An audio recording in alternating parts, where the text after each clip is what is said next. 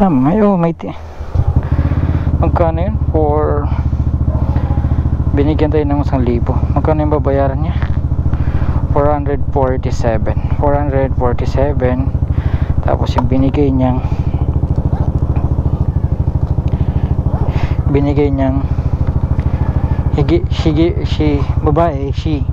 she give tama diba? She give me 1,000.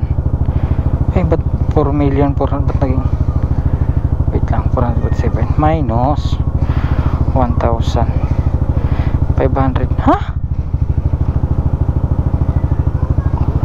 Ba't naki 553? Stop it.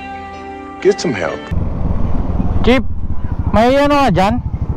Parang may naamoy ako hindi maganda. May calculator ka dyan?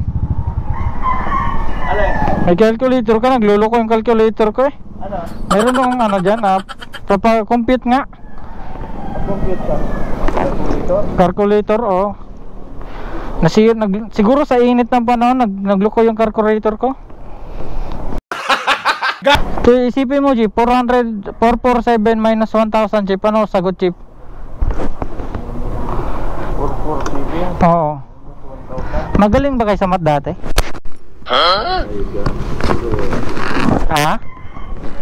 Mataas na naman ano. Mataas na naman standards. Kasi kailangan mga professional na doon, no? Hindi tayo pwede doon kasi ano. Ano mo daw, Chip? 447. 447? Oo. Minus 1,000. Oo. Ilang zero yan? Sobrata 10,000. Magkano? 1,000 Oo. Minus 1,000. Ingay. So magkano daw? Negative, no? Kulang. Kasi pag negative, kulang, no?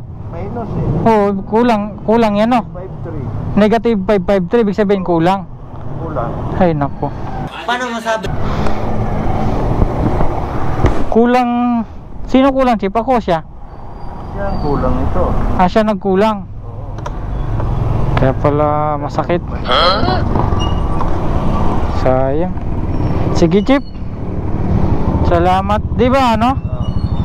Sige po, salamat. Siya nga talaga ang nagkulang. Bakit gano'n?